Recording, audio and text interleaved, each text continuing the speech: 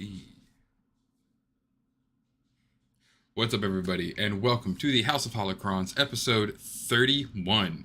In this week's episode, we're going to be going over Mandalorian, Bad Batch, the craziness of the Imperial things that now have been revealed to us from the middle of Mandalorian, and sadly, not much else. It wasn't a huge week for anything crazy new in Star Wars news, aside for as we always mention, every single podcast, it is my duty. The Acolyte did get a new, director of, what was it? They have, like a... Let me look. Yeah, it's a very specific title. It's an intimacy coordinator. And honestly, I wasn't sure what they do, but essentially they kind of coordinate sex scenes and movies. And that means Disney is doing something a little risque in the Acolyte. So I am so here to see what that's about to do. Yeah, I mean, the rest of their it's like their I read it in a leak, and I followed the page to check the source, and they're a legit person. They have, it's like their kind of online resume. Yeah. And they list all the other films and shows, and they all match up. Everything else does, nice. And then what she lists the Acolyte, and the only real leading besides the fact that she's an intimacy coordinator for this is we get to know how many episodes and the length of each episode, which fits because we've had 8 episode seasons in Mandalorian, and I think Obi-Wan is also 8. Yes. So it fits the theme of how they've been doing it.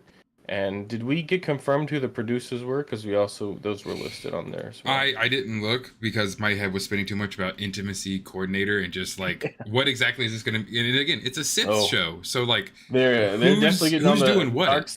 They're getting on the dark side in this show. Yeah, they're getting down the dark side.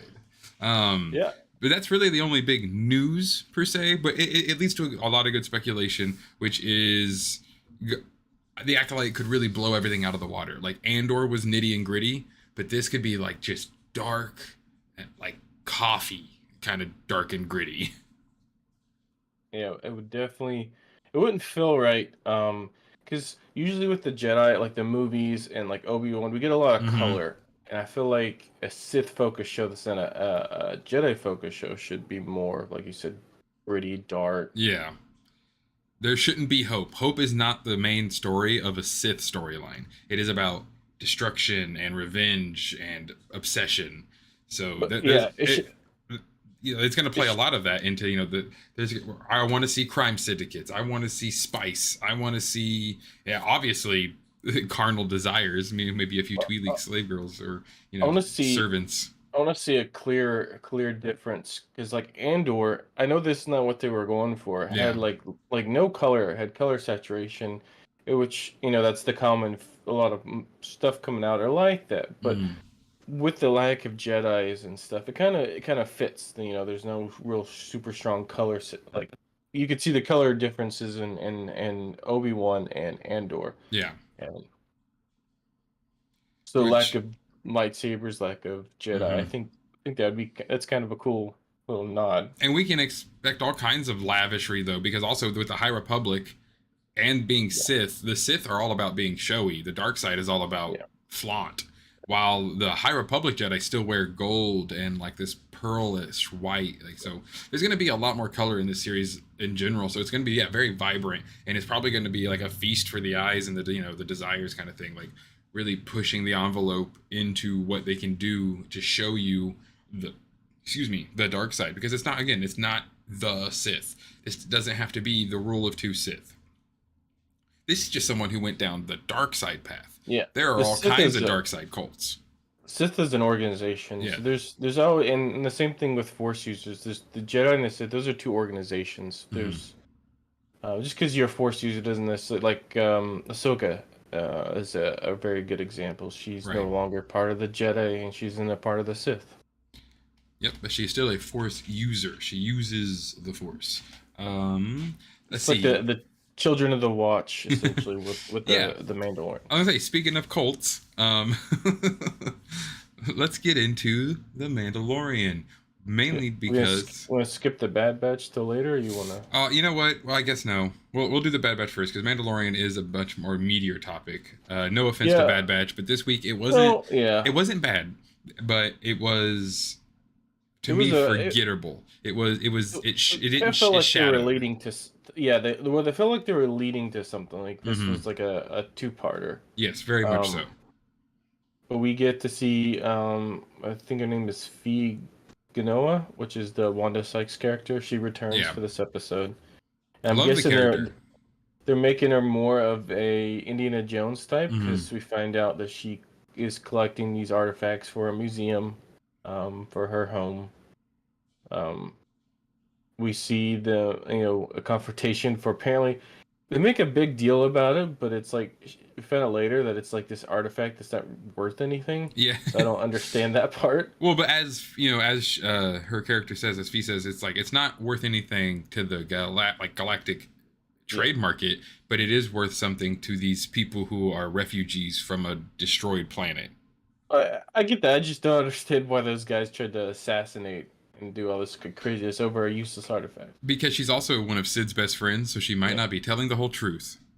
Yeah, maybe. But we do see a return of the assassin bugs from episode 2. So, that was really cool to see again. This one was far more active in trying to kill someone than those last two we saw that just skittered around. This one was like, it was really going for it.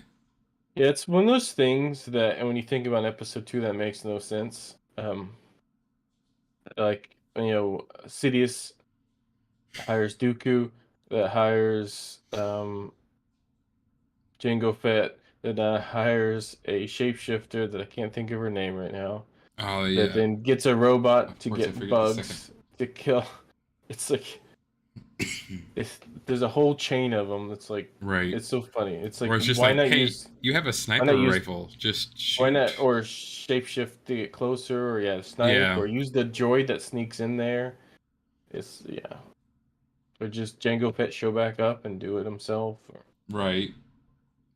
But that's and they also get contact from Sid again, who's like, "Hey, what the hell?" Well, she's threatening now. Yeah, now she's far more threatening this time about how she's gonna probably like throw the Empire or anyone at them, and even Fee's character's like, Sid's not. Yeah, don't cross Sid. Well, and then that's the thing too, is they just kind of ignore her, and then they just the feed gets cut, and it's like that doesn't seem like the best course of action, and I feel like this kind of sets up because we have 3 more episodes left. But yeah, so we future consequences to that.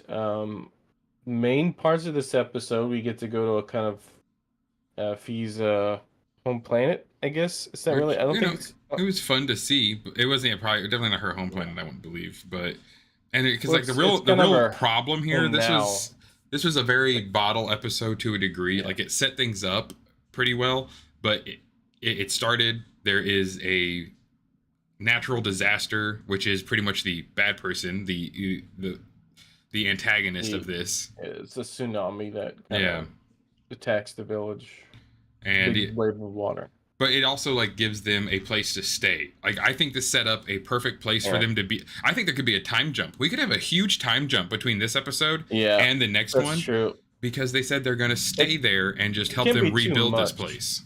It could be years. Sid had to put a tracker on the ship. I can't see Sid sitting by that long. Maybe not, though. I mean, I bet Tech would have found it. He's pretty anal about that stuff. True. But so when they had the big rumbling going on with the planet, my first thought, and then Hunter stops, is like, that. And my first thought, oh my god, it's a Star Destroyer, finally. But no, completely disappointed. We were getting vibes of earthquakes and then a big wave. Yeah, and literally that's what it was. So much better if it was the Empire. Yeah, but no, literally it was just a massive tsunami. The entire ocean recessed, and of course that means it's coming back. It always does. To an extreme amount, that happens, but not the sea doesn't revert that far. Right. They just went in that cool scene of Omega and the kid, I can't remember her name, running on the sands of the exposed ocean, which wouldn't be that easy to run on. It'd be so saturated and thick. It'd be like running in slush, just like a thick slog. But it was still enjoyable. Yeah. They again though, that's the big thing I think could happen. Maybe we do see like a really Well, that's old time jump. Maybe they do jump years and years. so my future speculation is why they did it this way is kind of this like calm where they get there's a little time and then we know that Dr. Hemlock now wants Omega. Right. So my guess is Sid eventually gives up their location because they're no longer making money for her. So she gives it up and Yeah, and Dr. then Hemlock. Delta Squad Oh, shows up, steals yeah, Omega, and they have to go get Omega, and that's where they find Crosshair and Cody and probably who knows. yeah. But yeah, we get some. I mean, we get a little bit of stuff. We get like some hints of love interest Mm-hmm. between Tech and Wona, or Tech and Fee, whatever her name Yeah, is. it always calls them Brown Eyes. Yeah, he still doesn't. He's the way he is. He He's Tech. doesn't. Yeah, he's He's almost like oblivious. he has like a form of autism where he doesn't get people's Yep. emotions at all. Yep. He's like Sheldon if Sheldon was actually a super genius. Yeah. Yeah. We get to see Omega try to be a normal kid. Yeah. And then them getting, called out for being bad. It's Tech's like, I don't see what the problem is. I didn't get to be a kid. Why did she get to be a kid? Yeah. I forgot all about that. That's right. I I love that. I grew up fine. Oh, I told yeah. She just like challenges. You just look straight at him like, "Are you serious? It's No not." clones got to do that. Why does she Yeah. get What to are you do that? talking about? She's a clone. Even She's fine. yeah. None of us had a childhood. Come on. It's definitely going to set up that the next episode they're going to have to start back on this island, unless it's another Crosshair episode. Who knows? Yeah. I really don't think Crosshair is going to go to them. They are going to have to go get Omega and Crosshair, especially if they're just on this island now, because they don't have any reason to leave for a while. And Yeah, well, they gotta bring a plot that causes them to leave. yeah, There's got to be a reason, and the only reason I think right now would be Omega, getting yeah, abducted. Which this should be a good spot because the city's mostly destroyed. They're going to be occupied trying to fix things. Maybe they get a little relaxed because they're out in the middle of nowhere. yeah. They get I a guess little. thinking about it, Dr. Hemlock could use Crosshair and like lure the like maybe send out something and the batch gets like this message where Crosshair is being tortured or abused, and Omega and all them are like, we have to go save him. Well, she doesn't really have any attachments to Crosshair. Yeah, she does. She has attachments to everyone. Well, she didn't get to spend much time with Crosshair, if you remember. Yeah, but she loves everybody. That's like her superpower. So the thing with her bow, I'm gonna speak about that for a second. I absolutely don't like it at all. I think it's silly that she uses it. Well, I will say there's two reasons I can see. Well, the main reason that they use it is probably for future merchandise. Yeah. It's easy to sell that for kids, and it's not like kids are running around with guns anymore. Right. The other thing that I don't think they played homage to is it reminds me of some of the games like Star Wars Galaxies, early weapons. A lot of them are more of that kind of like style, whether it's like futuristic, but it's like old school. Like before you get a lightsaber, you get this like bladed staff. So it kind of reminds me of that, but kind of the old video games, like a not a big fan of the light early bow. weapon. Okay. But I think the light bow's all right, but I think it's silly and it's like impractical, but especially for a kid, a bow, it's not really kid friendly. It's a laser bow. Pistols are way better for children. So yeah, a good blaster. give your child a pistol. A good, holdout blaster would be great for her. It's just I'm excited to see what's going to happen because things are going to start blowing up in these next few episodes, well, and it's going to involve Sid. I'm not mad how they set it up, but they definitely set it up in front of us. Like, hey, they could pull the rug out from under me. I'm not going to put that past Filoni. He's good at that. Well, I'm saying, the next episode, I mean, the title doesn't get away. It's called Tipping Point. So true. I think it'll be a big one. Is it the island tipping over? Ooh, the tidal wave hit it so hard. But yeah, we have 3 episodes left, so yeah, something big's supposed to happen. Yeah. I mean, we're getting near the end. So either it's got to be this next episode or the end of this next episode. Probably building up to like all of a sudden, Omega. Where's Omega? Like, okay. Yeah, and with only three I mean, episodes left and Hemlock our not really doing predictions much else, unless they're gonna are try way and off make a, sometimes. they are, but it could happen unless they're doing season 3 and Hemlock's gonna be the big bad guy there. Then something crazy has to happen because he hasn't like done anything. Well, I feel like they've been setting so much up that there has to be a season 3. Yeah. It's like this and the Mandalorian have been hinting so much about the future cloning Mm-hmm. of which is what we get in the sequels. Yep. We've been hit. Well, we got a little in Andor as well, so we get a lot of this like they're trying to um reset things back up, trying to fix the mess that kind of the last movie set up. So, well, so then I guess we can move on to Mandalorian because there's really not much else to talk Speaking about of Bad Batch. cloning. Speaking of cloning, yeah, we were going to talk about the two separate parts because Mandalorian this time, of course, was sandwiched between Din and Bo, within Dr. Pershing's story, and then Din and Bo. So this episode called The Convert, by the way. Yes, and that's the most important part, are the beginning and the end to me. The middle part is amazing and fills me with so many questions that I am about to burst. But I think it is its very own story. The beginning part was, to me, the best part.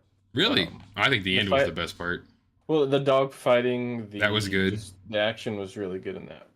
Yes. I don't hate the filler part, because to me, it's like big filler. But I don't... It felt way out of place. It's like came out of nowhere that we all of a sudden are doing this. But which part do you want to cover? Do you want to cover Coruscant? We'll cover Coruscant and Pershing first, because my next point will kind of go off what you just said, into where I think the reason they do this though is because The Mandalorian is a launching point. It is a show that they know everyone watches because it's the show that got everyone back into Star Wars and on Disney Plus. So they're putting things out there through this show for every single other thing. That's why Boba Fett showed up in this. That's why like all this big intrigue and like certain like the volume and there's all these things being tested out on that show because they know it draws. So the Dr. Pershing stuff was 100% because they needed the entire audience to see that for things that'll be set up later on and for the rest of it. But I honestly really love that story because I wanted to know what happened with Pershing and why he was with Grogu. And he literally just admits it. Like in that very beginning part, he's sitting there giving a talk to the same Senate like ballroom that we see in Revenge of the Sith where Anakin meets Palpatine. It was awesome to see it again. It was such a cool shot. It's the opera. It's a theater where they're having an opera. But even leading up to it, we get some awesome shots of Coruscant. Oh, gorgeous shots! It was so fun to be back. Seeing so much of Coruscant, honestly, is the best we've ever seen of Coruscant.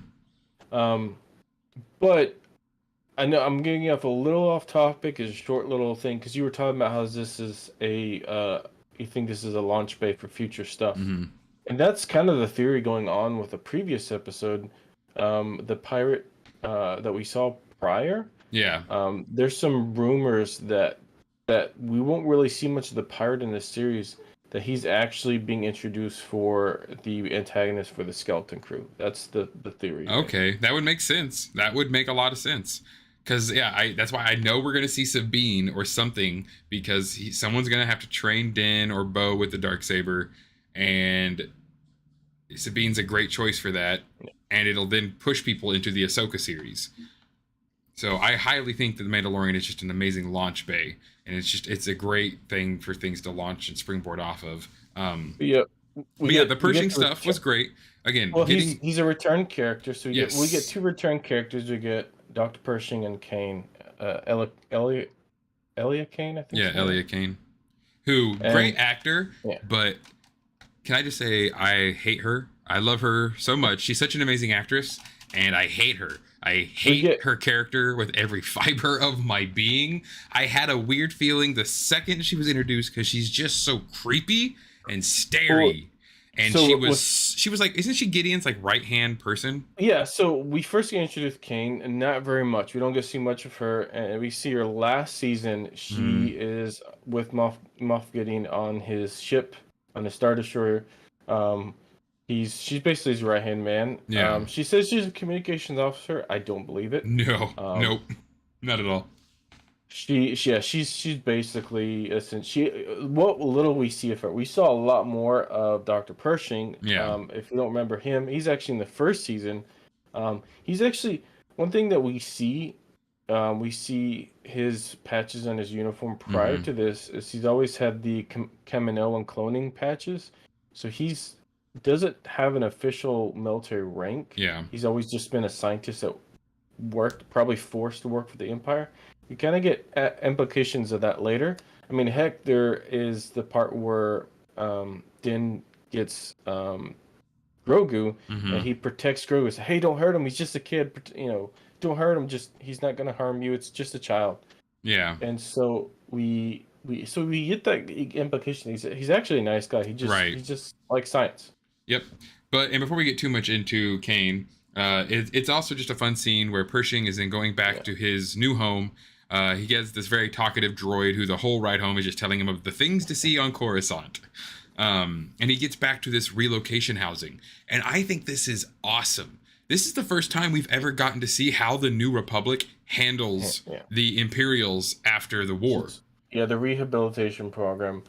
It because they were literally tortured throughout their entire childhood if they were children when they were taken in, or they were reprogrammed. So this is literally like, but when you look at them all, they're still wearing suits and they almost still look Imperial because it's it's comfortable for them. Well, they looks like I don't think it's for comfortability. It's also to keep them all in one place and keep an eye on them. Well, I think it's to make them stand out. Say, hey, these guys are part of the rehabilitation program. They get this unique badge and they wear uniforms that are either the exact they are Imperial uniforms, or they are similar to look. Say, hey, these guys were with the Empire. Well, but it's also all they know because they don't even call each other. They don't use their names. They use their designation numbers. I don't think they're allowed to. Oh, really? So this reminds me. This reminds me of because Dr. Pershing never really had a full designation.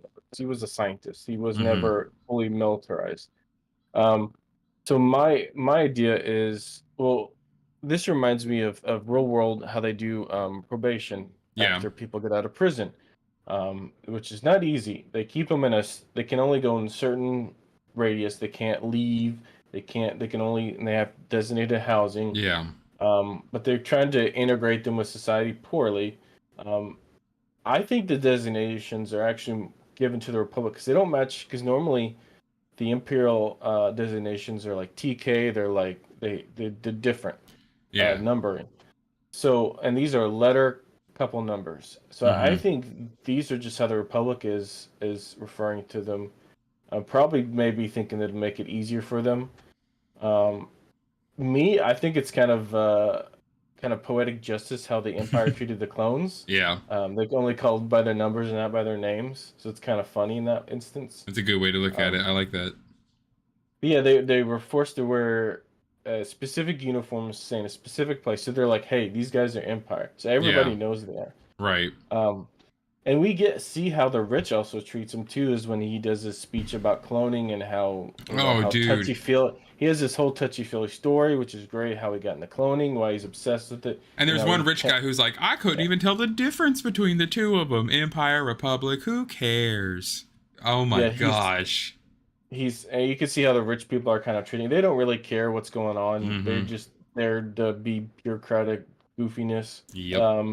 But he talks about DNA splicing, which kind of goes into the later cloning that we've seen with the Zillibes. We've seen. Yeah, he straight up is pretty much just telling us he was 100. Like we all thought, we're using Grogu to get force sensitive and powerful cells to remanipulate to remake Palpatine, which they make Snoke first. It's successful. Then they try to clone for Palpatine. Hey, we get to talk his origins. We find out, he got into it to help his mother. Talking about cloning organs. Very noble cause. But it all starts that way. But he seems still that he never was fully bad. He just obsessed with science. Right. It's been like that. There were some scientists with the Nazis that were similar. We get to see he meets up with the other Empire people. We get to reintroduce Ellie Kane, and he kind of recognizes her. Which is his dad. That's it. That's what will later seal his fate, I believe. That moment right there. If he had not said that, the things would not have transpired the way they did. She gets real friendly with him. They talk about what they miss. He talks about he misses the cookie rations, which It's a funny scene she though. ends I up. love it because they're like, "What do you miss?" He's like, "Oh, I don't miss the Empire at all." And they're like, "Oh, no, no, no, no. Yeah, we're all happy it's done. It's just like, but it's all you knew every day. What do you miss?" But he legitimately sounds like he hated the Empire, whereas Yeah. the others are kind of like nostalgic about it. Mm-hmm. Um, but she gets him the cookie rations that come in one of those boxes that we've seen a lot in the older movies in the Yeah. background.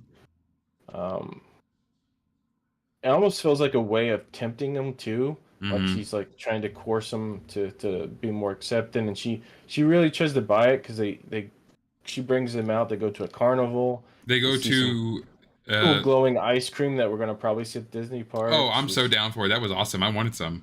You see But the even magicians cooler. and robo Yeah. jugglers, Yes. and then yes, they get to the big Ah. moment or Or small moment. yes, these we finally get to see Ume, the technically I would think second tallest peak of Coruscant, but it is the only revealed peak of Coruscant. The only other is and I believe it was the actual first tallest peak is underneath the Jedi Temple, Yeah, and it was the Dark Side Nexus that originally housed a Sith temple way back before like everything else. But Ume is the only part of Coruscant that is still visible. So that is the yeah. original ground of Coruscant. The only ground you can ever see. Yep. And I do love the scene where she's like, "Go on, touch it." Oh, what? Everyone does it. I was like, "What is going on here? Like, why are they setting this up?" And then he goes to touch it. Little droid's like, "Please refrain from touching." It's just funny, but Sanitizes him, tells mhm. him not to, gets rid of his ice cream. Yeah, don't litter. Please do not litter. And it was a fun scene, but it was also just a really fun little lore thing to Yeah. drop. We got to finally see it. It was so cool to see it in live action.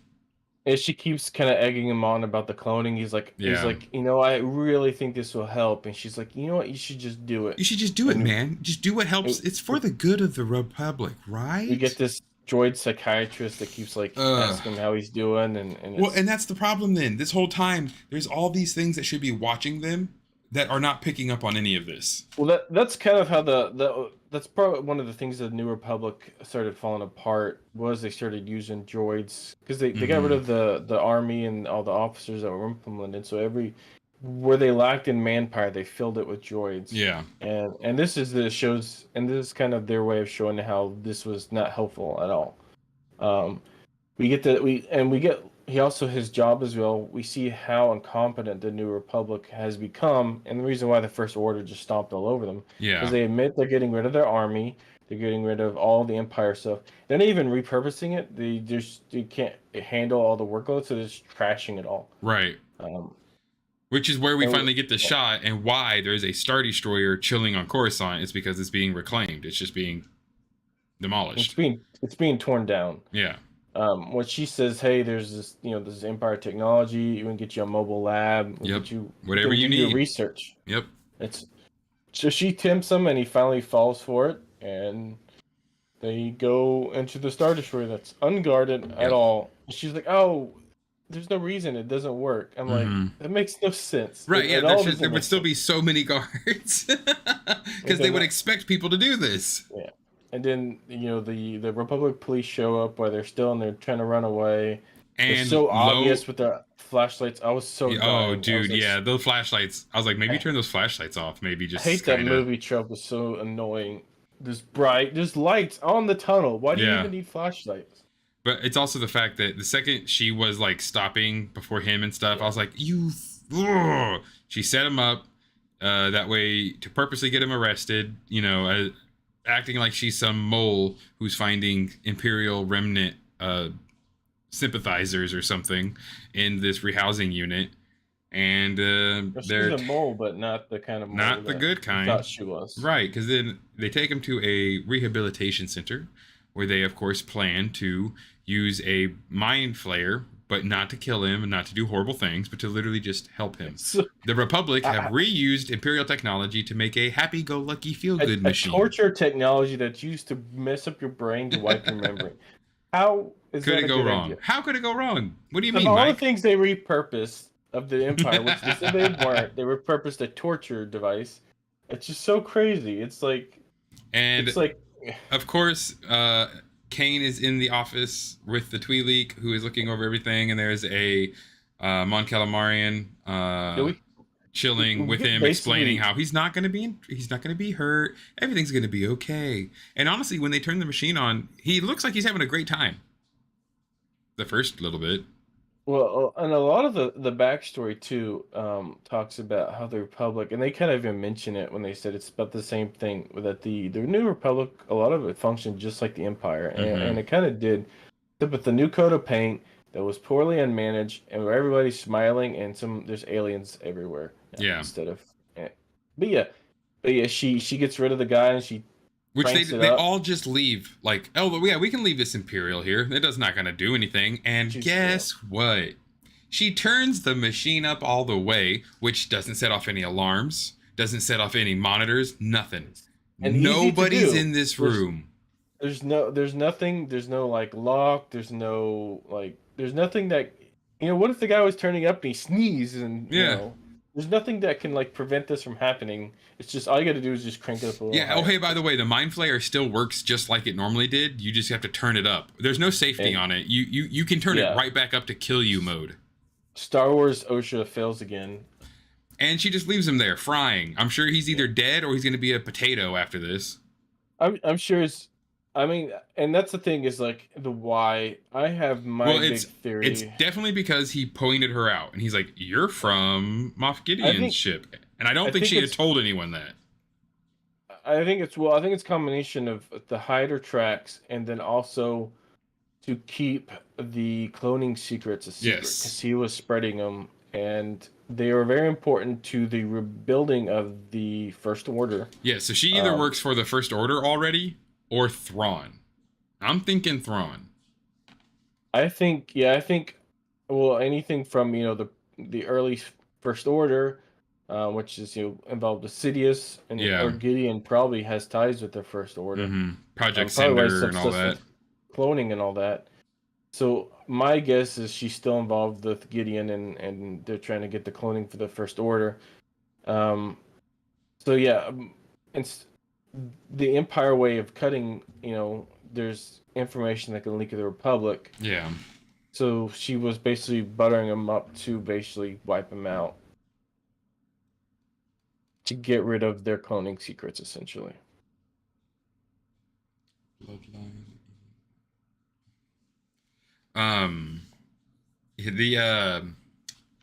No, I definitely think she's like special agent. She is. Yeah.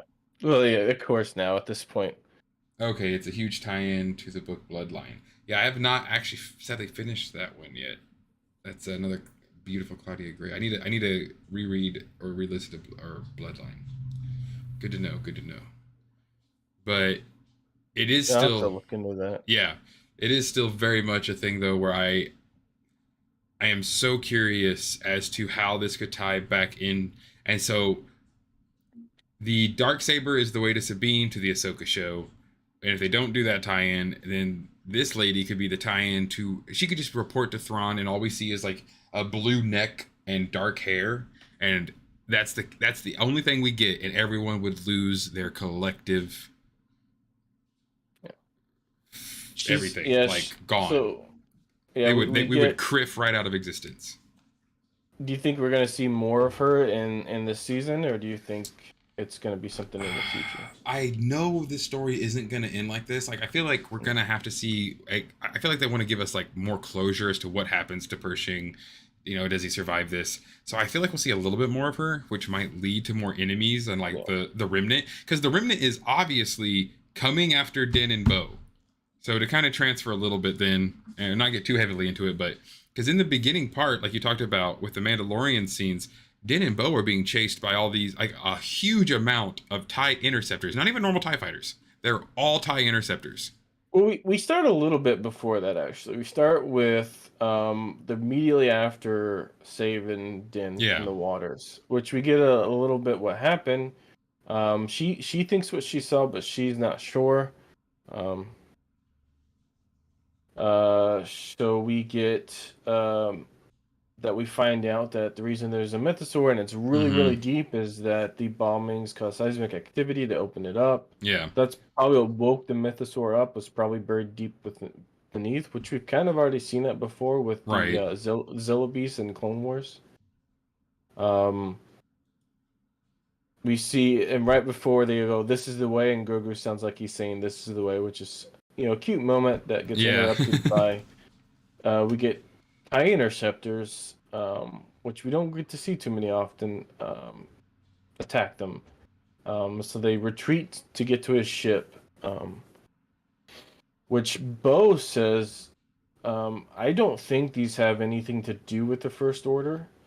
I think the reason why they're attacking right now is more just because, she kind of says that she's been dealing, because she kind of talks about before she's been dealing with them already. They're Imperial warlords that like to hide in the Outer Rim. So there's like a couple old Moffs that leave, like some kind of officer has a Star Destroyer or several ships, and they kind of work as pirates.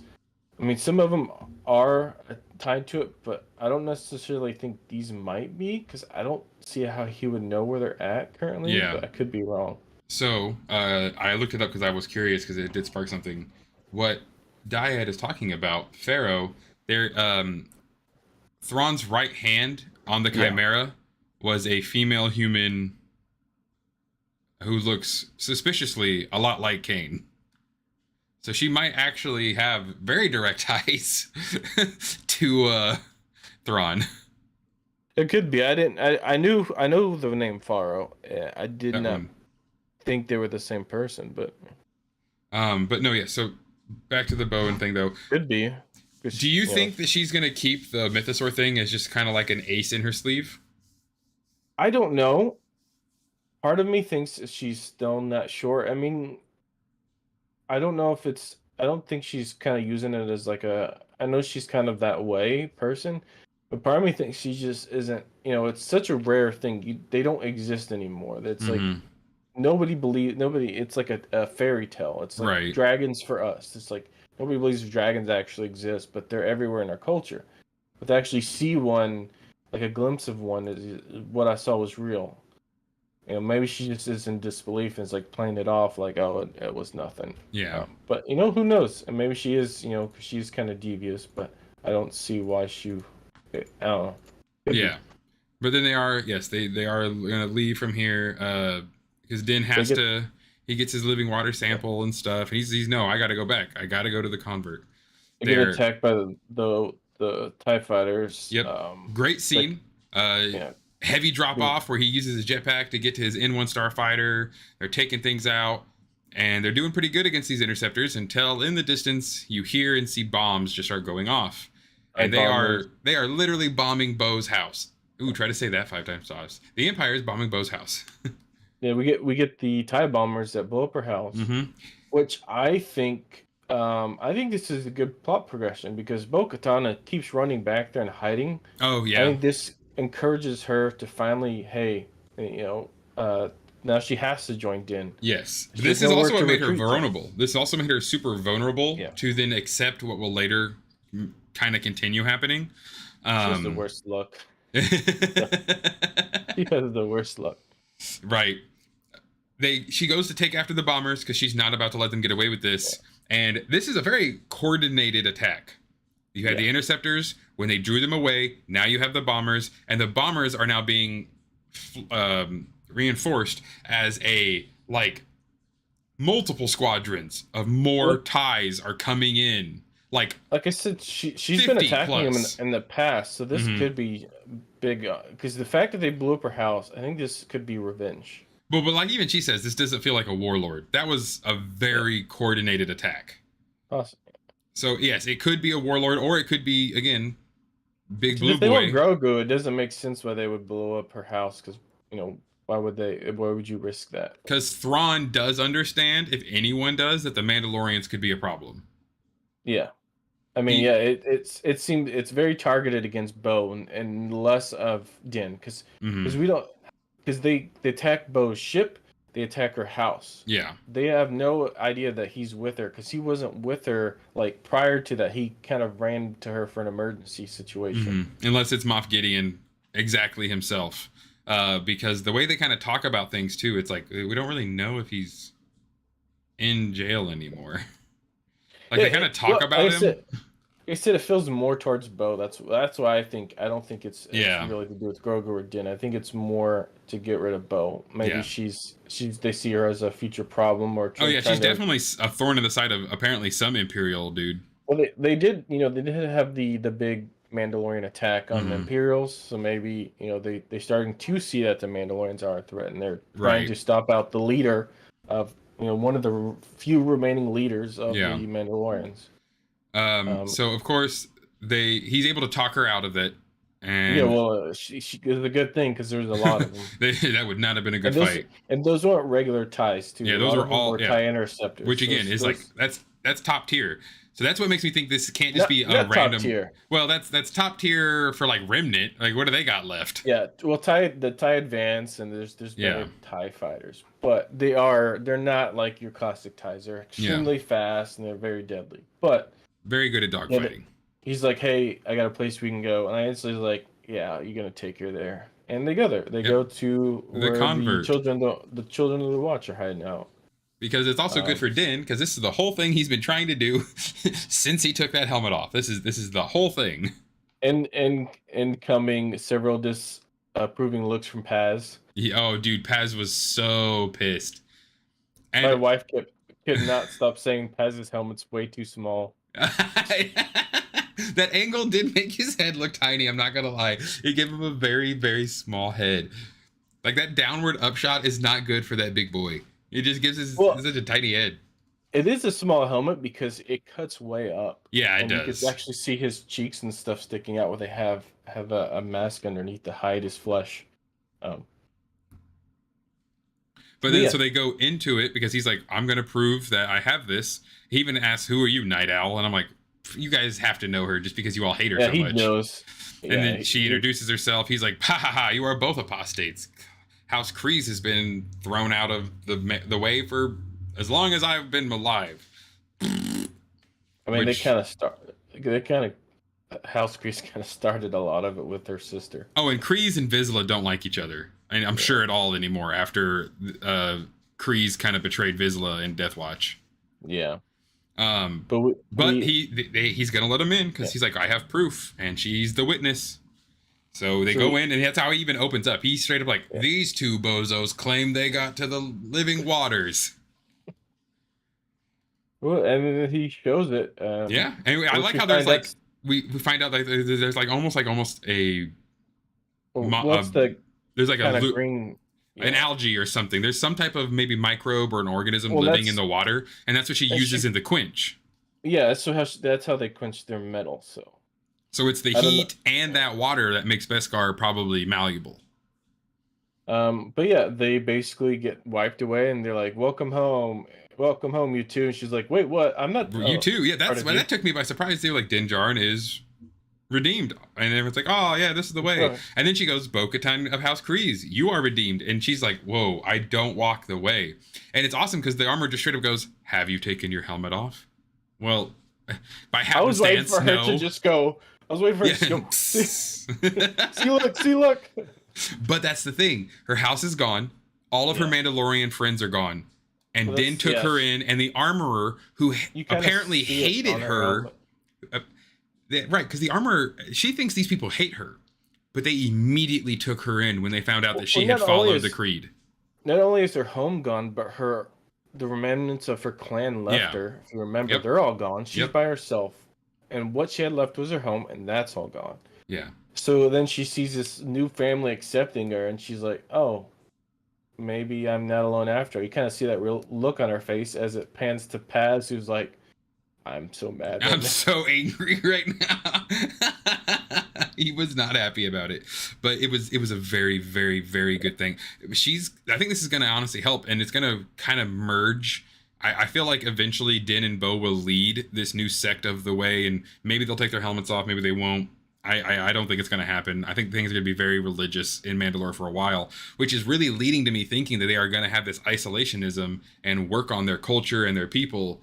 And so we're in the sequel movies or later on, we have this really awesome Mandalorian culture to deal with and a big army with a big force to deal with. I would say if you do want to reunite them quickly, using the creed and the kind of religious aspects would be the best way to do it. And if you have the Darksaber and a mythosaur, like yeah, no Mandalorian would not follow you. And a Grogu. Yeah, you have a force wielding, mythosaur riding, Darksaber using Mandalorian. I mean, the first use of the Darksaber had force powers, so. And Grogu's gonna be the way they get rid of the monoculture, mono race of the Mandalorians. It's so knowing that they only, because in the past, Mandalorians weren't just humans. And that's gonna be the thing, though. It was the legacy way was because of the Tong and Mandalore the Ultimate, Mandalore the Great. Speaking of, but Tongs, I feel like in this one, what do you think about Tong's Day? I think it's awesome. That means the Tongs are real, but I have no idea how real. Cool. And we have Bindu Day. Yeah, we have Bindu Day. Bindu Day. I'm down for Bindu Day and Tong's Day. And there are apparently other days that made that canon because there was a list from another source. So I don't remember all of them, but no, I'm totally down with Bo joining the way. I think this could really help Mandalorians come together, kind of combining all their forces. I think it means a lot, though, that she openly accepted this and didn't take her helmet off. The fact that she didn't remove it immediately upon hearing you have been redeemed and this is the way, she found family. So she's so in. She has drank the Kool-Aid. So without Bo, you lack, you then has to have her, or any kind of unification of the Mandalorians has to both include her and the set. Because if you have one or the other, they're going to exclude each other because they don't integrate with each other. So if you don't have Bo on the side, you won't ever get the other Mandalorian groups involved. And if you just have Bo, then you won't get some of these splinter groups that won't get involved. The fact that she's joined them now is kind of a gateway to include outside Mandalorian groups. She goes, hey guys, these guys used to be these evil people that we hated. Yeah. That I hated because they, my teenagehood, my angsty teenage years. But, they're not so bad after all. We kind of need the creed. We kind of strayed too far away. Yeah, we forgot who we were as a people. So if you're ever going to rebuild the Mandalorians in Mandalore, you're going to need to kind of go back to your roots, and that's what these people do. Yes. The Old Testament. Here we go. Yeah, exactly. Here, back to it, which could then hopefully this will give us more tales about Mandalore the Great. Who exactly is Mandalore the Great? Because we've never had a Mandalore the Great in Legends. They've had very different names. Yeah. This might be Mandalore the First. It could be Mandalore the Ultimate. It could be Tar Vizsla. The rumors that the sculpture she had in her castle was of Mandalore the Great in the background because it had a Mandalorian with a sword, so that's what people were assuming. Oh yeah, and Bo-Katan's castle. Yeah, that big mural that had a bunch of people fighting. Yeah, and that's the thing with Mandalorian culture. It's very about progress through fire and tempering oneself and taking one through. So this will, if nothing else, this will be a way for Bo to really see who she is as a person. I think next episode, man, I want them to, as much as I do like the Pershing storyline and I didn't mind it, you can't set up Bo-Katan in the covert and then not just give me pure. I want all Mando next episode. I don't care. I want all Mando. You can't show me this awesome melee sequence between Bo and this cool badass alien, and then we get Mythosaur, and then we get some awesome dog fights, and then you drop me in some of this intrigue. I love the intrigue. Don't get me wrong. It was not the vibe, man. You built. Hey, here's Dr. Pershing. Okay, I mean it's cool, but I was really. Cookies. I like cookies and science. Yeah, and then boom, and now we're back, and they're like, "Oh, bombshell! She joins the way." Yeah, it just felt way out of place. I love it. It kind of reminded me of Andor, just like a weird, different version of it. Had just like a wackier Andor vibe because Pershing is so horrible at being sneaky. Like, oh my god, bro, quit looking around. Just stop looking around. Like I said, it's felt like if the Bad Batch writers wrote an episode of Andor, is what it felt like to me. And I like both Bad Batch and I like Andor. So don't get me wrong, I didn't hate it. Yeah. It's just like somebody's playing like hard rock and then all of a sudden plays classical music out of nowhere. It's like I like classical music's awesome, rock's awesome, but I don't want to. really. You can't just like suddenly and okay, and then I don't want to play it pick back again at up. the end. Yeah, I don't want to pick back up after I just heard Beethoven's Fifth Symphony, and then you put the ending to Master of Puppets. Like, whoa, hold on, I'm still trying to think about what I just heard, and now I don't care about what I just heard, and I'm going to forget about it because this is even cooler. Yeah. Because and then it ended on that shot of the Mythosaur skull and Bo just kind of like staring at it. So I really feel like there's going to be another huge power play. Well, the funny thing is she's going to do something with that Mythosaur. Episode 1 of the season started on the skull as well. So yeah. I don't know if you noticed that the camera started on the skull in the first season. Well, kind of. I did because it was her hammering. Mm-hmm. So yeah. So the first season, third season, episode 1 did start on the skull. Yeah. Beautiful poetry. You like all of Star Wars, it rhymes. Which means since it ended on the skull, this was the final episode. So I'll see you guys in 2 years. I'm really excited though to see what happens with this. I just want to know what Bo is thinking. Like I just want to be in her head. And now that this episode's come out, I'm so mad that Katie Sackhoff just did a bunch of interviews. Because there are so many new questions for her that I could think of immediately. I really wish she was going to be at the Planet Comic-Con that I'll be at this weekend in Kansas City. Really, if she was going to be there, I would immediately have to ask her, like, what does Bo think of the way? Well, the thing is with Bo, and people keep saying like they're setting up her to lead. I think they would not do her the character justice because how they've set her up in the past. I think she makes the perfect advisor. I think she makes the perfect, advisor, right hand, like sub leader. Yeah. I don't see her being able to unite. She just doesn't have the patience for it. We've seen it in the past. She's failed so many times. She gave up. Lacks the ability to. She literally just gave up after a while. And they're building up Din for something. So they got. I mean, what's the whole point of the Mandalorian if the main character just is like, hey, I just happen to be here during all the main events, Right.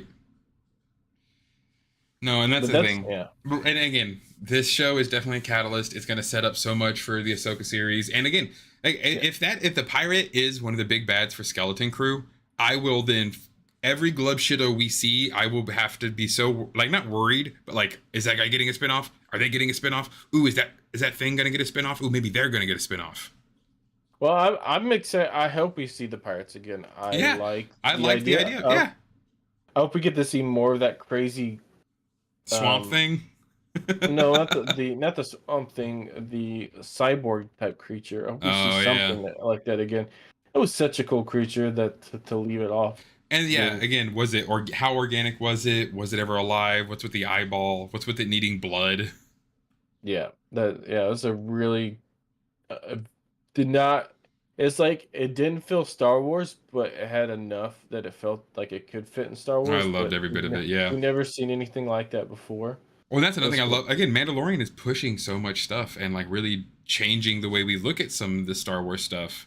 I mean, that's why I've always loved like how when I've seen how Navarro has evolved, watching the evolution of a city, that's a new thing to Star Wars. Watching a city clean up.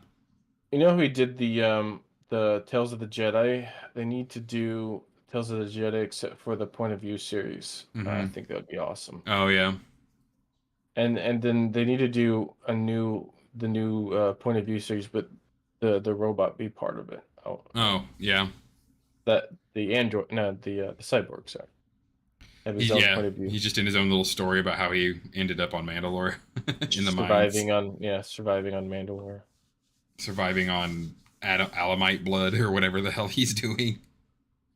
There's a person that or an alien that lived on Mandalore before it got blown up, and it actually is Grievous. Grievous pulled them all. Yeah. But no, it's gonna be good. I'm now really questioning who we're gonna see to make us all like, hey, watch the Ahsoka series to see what happens next. I don't know if it's gonna be Thrawn. I don't know if it's gonna be Sabine. I hope for Sabine just because I think she would be a better character for the Mandalorian. But live action Thrawn would send the entire internet into a tizzy. Like there are a lot of very blue skinned, thirsty people out there who Yeah, need they're Thrawn. definitely feel like they're building up the Thrawn. Mm-hmm. I mean, having Ahsoka no Thrawn feels kind of weird. Yeah. And I think what Ahsoka is the next one right after this one. I don't think Din is ultimately the main character. I think the accumulation event for the story is the final season called The Mandalorian Ends. And okay, I mean, and yeah, but Din is definitely Din is like this catalyst, and that's the best part of his character. How he's just wandering through Star Wars, meeting all these iconic characters, having no idea that he's in Star Wars.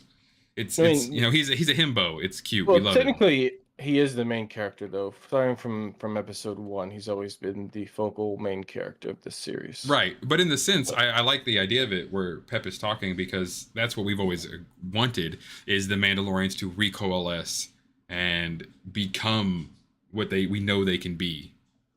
So at the end of it, if they want to change it into the Mandalorians and it's just like stories about all these Mandalorians coming together, I don't care if if season 4 is literally just different. Each episode is a different I clan. mean, Let's go. that would probably need to be its own spin-off show. Yeah. For that, but they are building up towards more Mandalorians. Towards something's supposed to happen. But they will need to eventually explain, if they are going to be such a major thing, why don't we see them in the sequels? So Yeah. are they going to have them hold off on their own thing? We're going to eventually Isolationism. see I'm them in the calling it. next movies. Yeah. They're What pulling feudal happens? Japan. That's all it is. They're just pulling a feudal Japan, and then come these new movies, bam, we got Mandalorians. Well, what followed feudal Japan was a lot of conquering. So That's the point. We got to get Mandalorian space. They're gonna get a lot of their stuff back.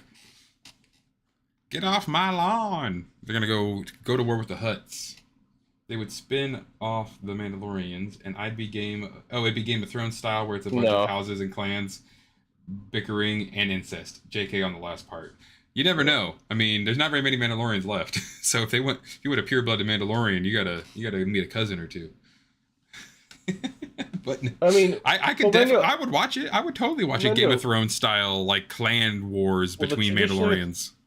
And traditionally, and that's the good thing about the watches, they're and the thing too is the watches that they're bringing back the traditional Mandalorian aspect. True. Whereas as we get in the Clone Wars, where being a Mandalorian is kind of all that gets to this kind of this houses thing. Where you get into bloodlines, we get into this kind of we get kind of the feudal type situation. True. Whereas originally Mandalorians, like they're introducing a new child. The Creed doesn't care. It wasn't a race, it wasn't a bloodline, it was a culture. So anybody, that's why any race, any aliens, that's probably why it got so humanized. Yeah. During the Clone Wars, it was focused on these houses. Yeah. It was, they had the royal houses, we had these castles. Instead of it not being, clans weren't a bloodline, clans were a group of like Grogu and Din. They were a group of people that were close together. They weren't necessarily united by blood. They were united by a creed. And I like that. I like that a lot, the actually. Children of the Watch actually follows that. And they're bringing that back. That's one reason why the Mandalorian culture is so popularized in the older styles, because that's how things were looked at. Yeah, and honestly, if you look at the Clone Wars too, all of the clans were very similar, and it's for animation, so it's easier to animate it. But they all wore the same colors, the same crest, the same styles. Well, it was the Creed is not like that. When you look at the Creed, they're very they're green, orange, red. Yeah. Well, it was very feudalized. It was very, very bloodline. It was very castles. It was very nobles. Bloodline, princess. And originally, Mandalorians didn't have a princess. They didn't have royalty. You had the Mandalore and you had clans. Yeah. You had a council that kind of helped, structurize the clans. But there was no strict bloodline. There was just because you were born of the Mandalore didn't mean you assumed Mandalore. Because Mandalore is kind of like either kind of a one title / accepted title. Like everybody like knew you were Mandalore. It wasn't like a question, and you kind Yeah. of earned that title. It wasn't because you were born to the title, and that's I'm assuming they're using the children to watch to kind of bring that culture back. Yeah. Well, it's definitely going to be a fun thing to kind of like figure out how all this will end up and how all this will go. I'm very excited to see where all this is going to go. And next Wednesday is going to be just as good. That's These the episodes have Clone Wars been, style diet, by the way. yeah, that's just been so Not the original good. Mandalorian culture. Um, There wasn't houses. There was clans. yeah. And who knows? Well, and that's the other thing too, is it's going to give us so much more lore to know exactly how all these things went. But thank you guys so much. This has been a phenomenal episode, and it's going to be even better next week when we have so much more to talk about. Hopefully there'll be a little bit more news for us so we can have a bit more padded in the beginning. But Mando has been giving us so many questions and almost no answers, which is very Star Wars. So we'll see how that goes. We got 3 episodes left of Bad Batch, and things will start wrapping up there. So the tipping point, of course, next week. We do truly thank you all for stopping by. And Mandalorian, whatever episode, because we won't know the title. Yeah, we won't know the title till then. So have an amazing rest of your weekend, an amazing rest of your day. And as always, may the Force serve you well.